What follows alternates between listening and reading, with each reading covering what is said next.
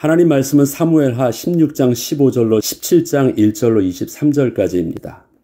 압살롬이 현존하는 아버지 다윗의 왕권을 무너뜨리고 새롭게 자신이 왕이 되려고 반역을 일으키려면 그것은 치밀한 계획이 필요한 것이었습니다. 함께할 사람들도 많이 필요했었고 들키지 않도록 아주 은밀하게 움직여야 했던 일이었습니다. 그리고 이것은 목숨을 걸어야 하는 일이었습니다. 그리고 절대 뒤로 돌아갈 수 없는 일이기에 확실한 결단이 필요한 일이기도 했습니다. 결국 압살롬은 이와 같은 모든 조건을 다 만족시키고 마침내 아버지의 왕권을 빼앗고 자신이 왕으로 설 수 있었습니다.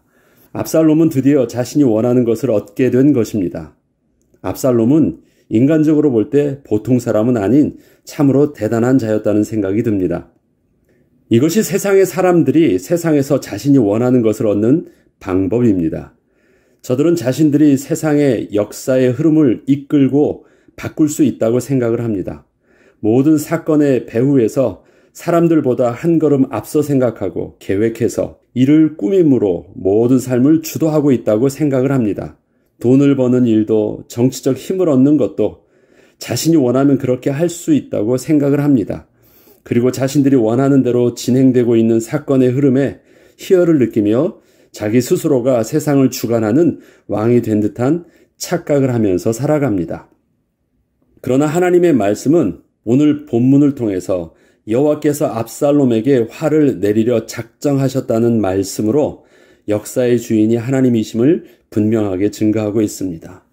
전체 많은 내용이 압살롬과 아히도벨과 또 그에 따르는 추정자들을 통해서 뭔가 성공되어진 자신들이 원하는 것을 흐름대로 이끌고 있는 것처럼 보이지만 딱 한 구절을 통해서 그 배후에서 웃으시면서 어떻게 하나님의 주권을 이끄시는지를 설명하고 있는데 그것이 여호와께서 압살롬에게 화를 내리려 작정하셨다라는 오늘 본문 14절의 말씀입니다.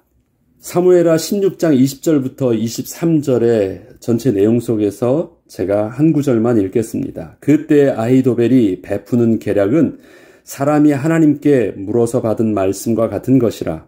아히도벨의 모든 계략은 다윗에게나 압살롬에게나 그와 같이 여겨졌더라.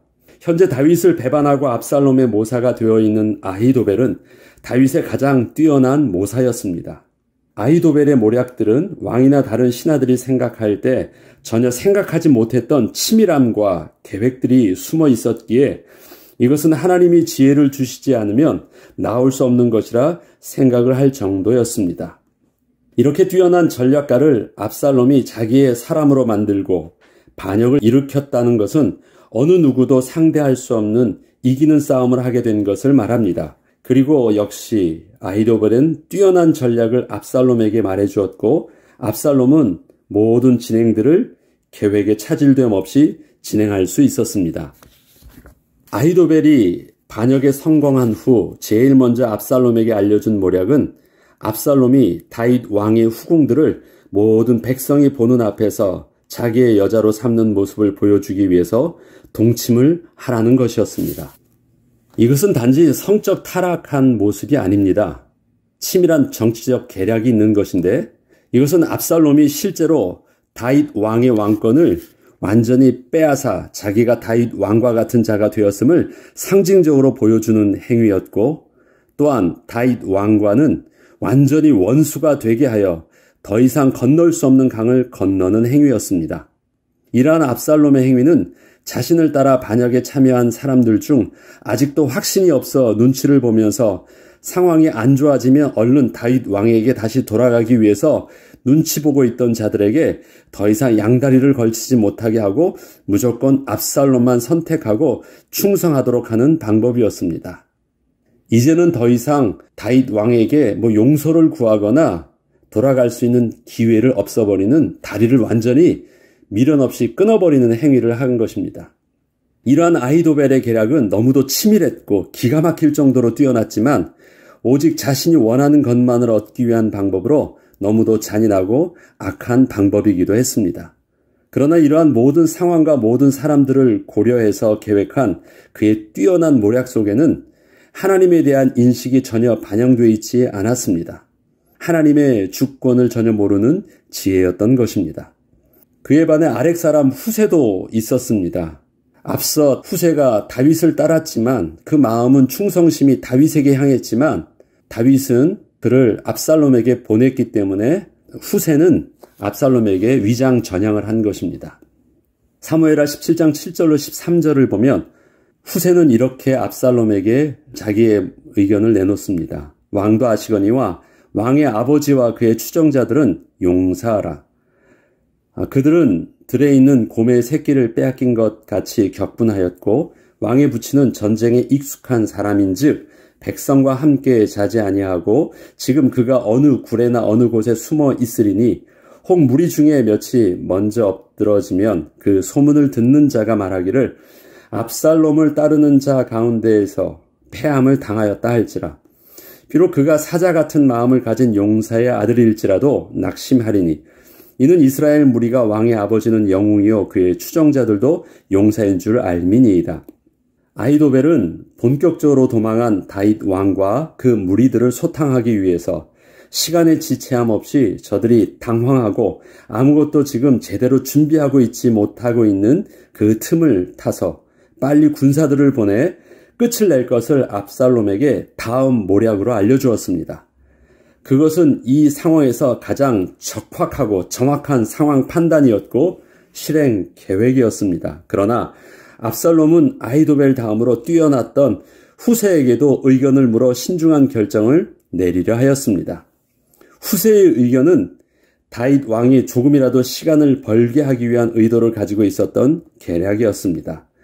후세는 자신의 숨겨진 의도를 숨기고 압살롬과 신하들에게 자신의 모략을 설명할 때에 저들이 그 마음에 하나님에 대한 두려움을 가지도록 자신의 설명 속에 의도적인 표현들을 사용했습니다.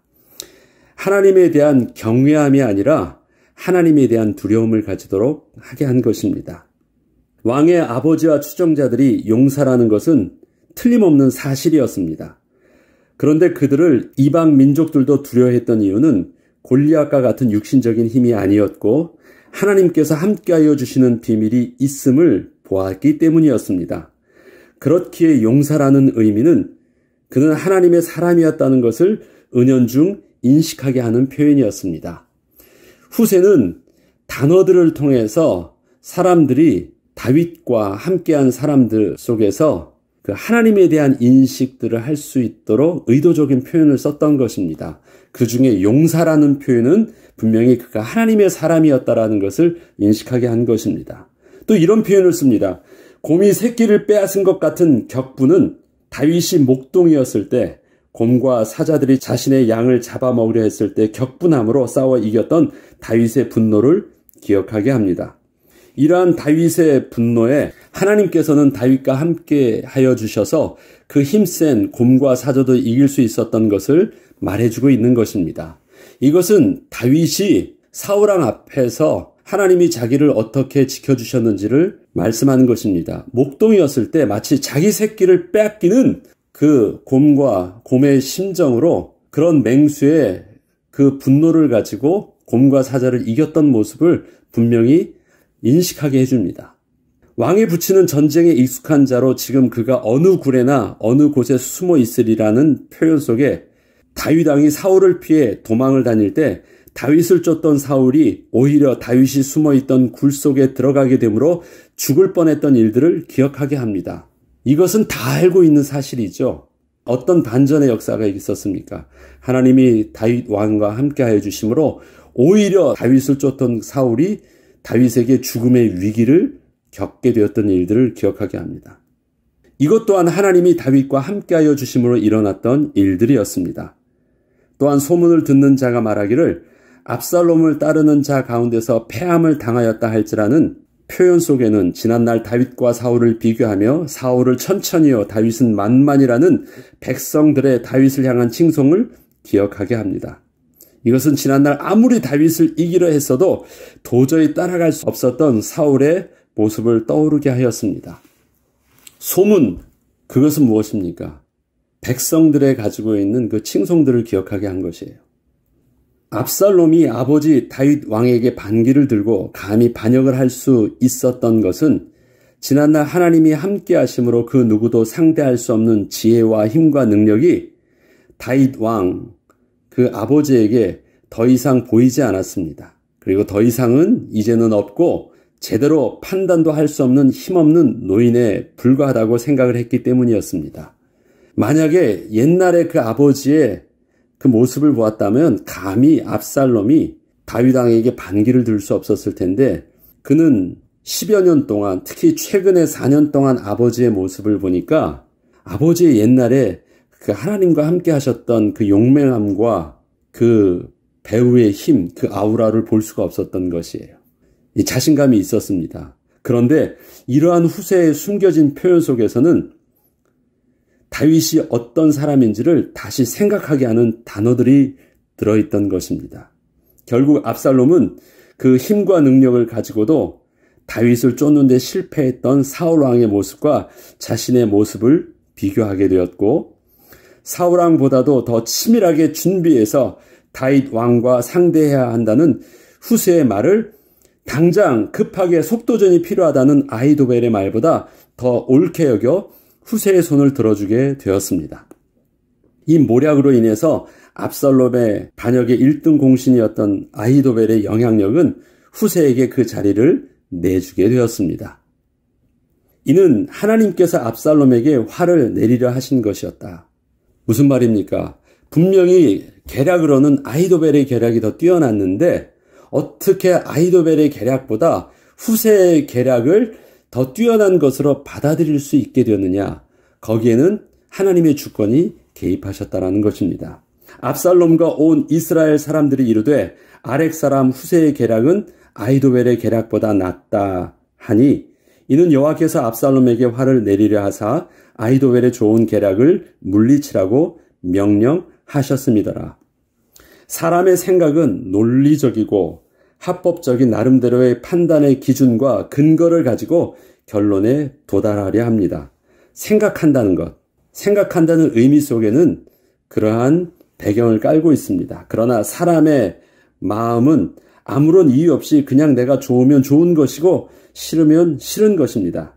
이것은 마치 음주운전을 하거나 도박을 하거나 마약을 접하는 사람들, 그 다음에 다른 사람과 불륜을 저지르는 사람들이 그 결과의 심각성을 알면서도 그냥 그렇게 하는 것을 보면 사람의 논리적이며 또 합리적인 생각보다 하고 싶다는 그 마음의 결정들이 결국 사람의 행동을 결정하는 것을 보여주는 증거가 됩니다. 아, 이것 하면 나쁜 것이야. 이것 하면 내가 망할 수 있어. 이것 하면 내가 패가망신하게 되는 거야. 이것 하면 내가 죽을 수 있어. 그것은 굉장히 합리적이고 올바른 논리적인 생각입니다. 그런데 나 하고 싶어. 사람은 결국 어디에 움직입니까? 나 하고 싶다는 데 움직여요. 마음과 생각을 구분한다 할 때 그렇게 간단하게 표현할 수 있습니다.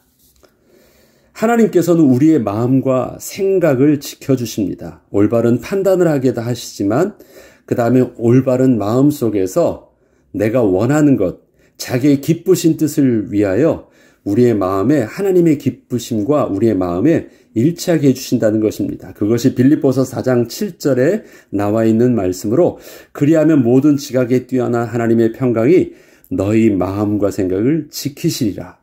온전히 하나님을 향하여 기도하며 은혜를 구할 때 하나님께서 그리하면 우리의 마음과 생각을 하나님이 평강으로 지켜주신다고 해요. 이렇게 선택을 하는 것이 다른 사람 볼 땐 미련하게 보여도 나는 그것을 기쁨으로 선택할 수 있는 은혜를 주신다라는 것이에요. 생각한다면 미련한 생각인데 선택함 속에 평안함으로 선택하게 하시는 것은 하나님의 은혜가 우리 속에 함께 하시어 주신다는 비밀입니다. 반대로 사람들 보기에는 가장 어리석어 보이는 결정 속에도 하나님의 은혜의 이끄심이 있어야 되지만 세상 사람들의 가장 뛰어나고 치밀한 계획 속에도 하나님의 주권이 저들을 다스리고 계신다는 말이기도 합니다. 시편 2편 4절에는 하늘에 계신 자가 웃으시며 주께서 저희를 비웃으시리로다. 저들은 올바른 결정들을 그들이 숨어가지고 사람들끼리 치밀하게 쏙닥쏙닥 거리고 있지만 하나님께서는 저들을 보시면서 웃으신대요.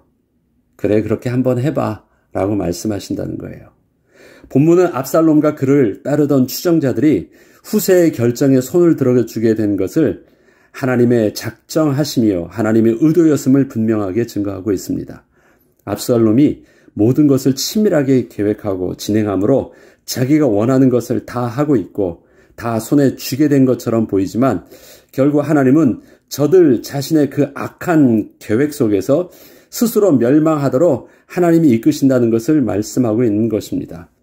그런데 그 계획 속에는 하나님께서 그렇게 하도록 이끄셨다라는 것이에요.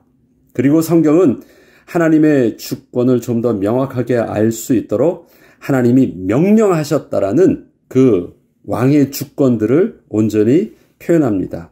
하나님께서 작정하셨다, 하나님께서 의도하셨다라는 표현을 통하여 압살롬의 선택 속에 하나님의 분명한 개입이 있었음을 보여주고 있습니다. 한글 성경은 하나님이 명령하셨다. 킹 제임스 버전에는 하나님께서 저들을 그렇게 작정하셨다. 그 다음에 NIV는 하나님께서 저들을 그렇게 명령하셨다, 의도하셨다라는 부분들을 표현을 달리하고 계시지만 다 동일하게 있는 부분들은 하나님의 주권이 저들 속에 개입되어져 있는 모습을 보여줍니다.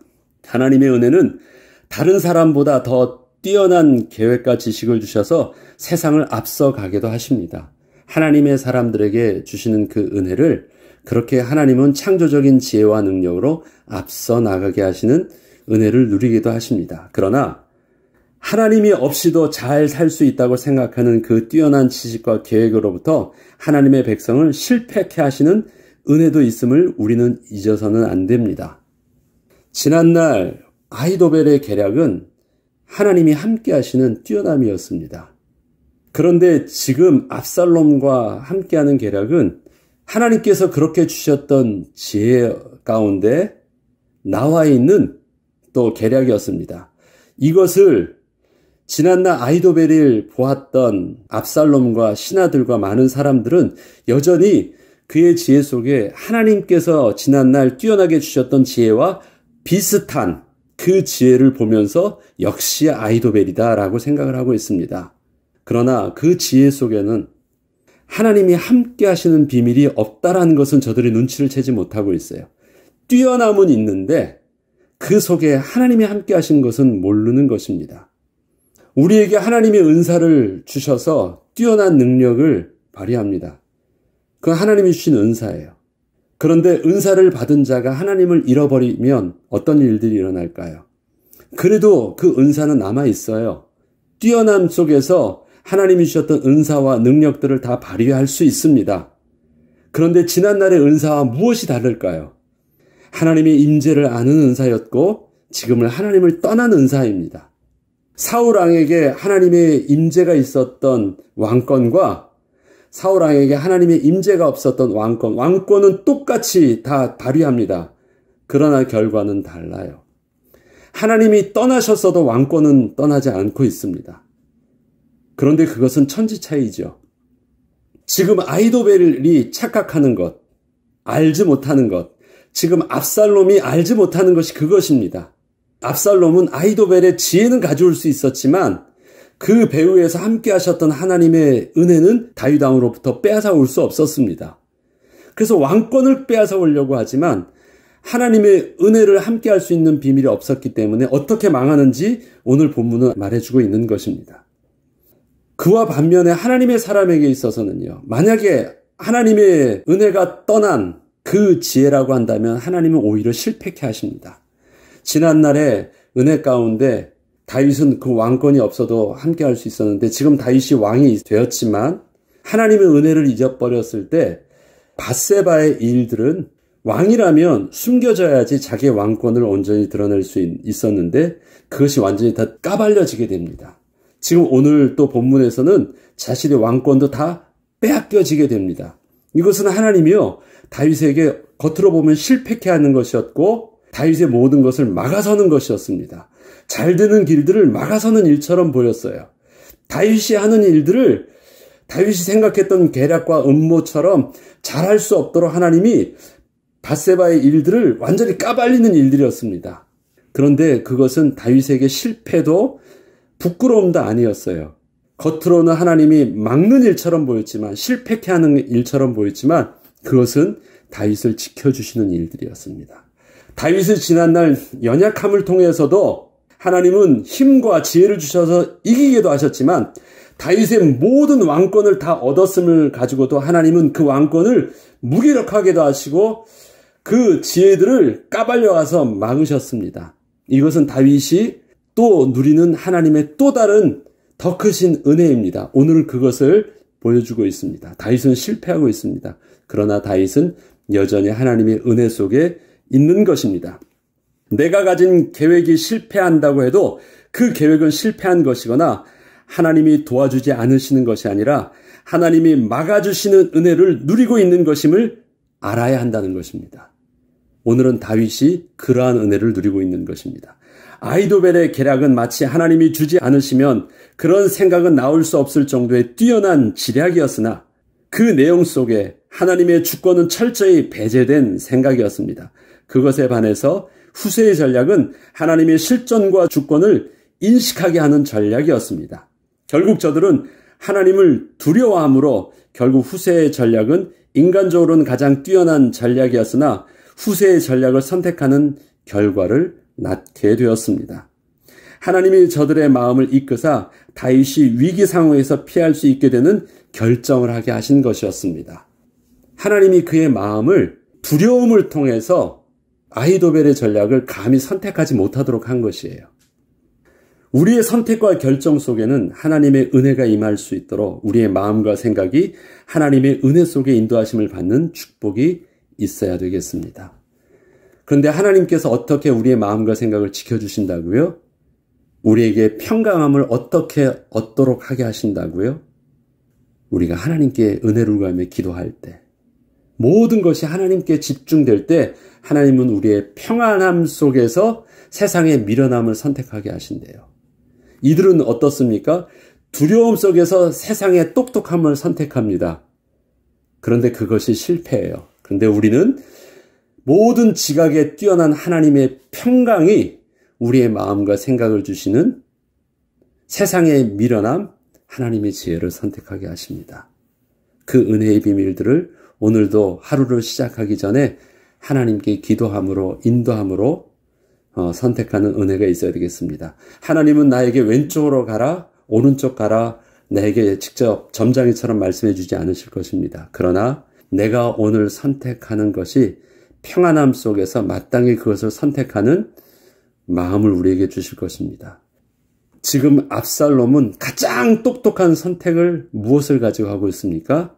두려움 속에서 하고 있어요. 그래서 실패한 것입니다. 하나님은 저들을 두렵게 해서 올바른 결정을 하지 못하는 마음을 주셔서 결국은 실패케 하신 것입니다. 하나님이 주시는 은혜가 저와 여러분에게 함께하기를 주 이름으로 축복합니다. 기도하겠습니다.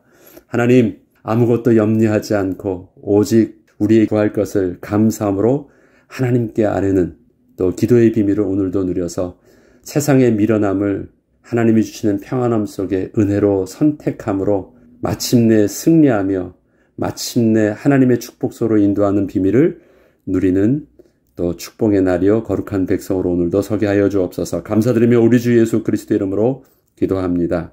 아멘.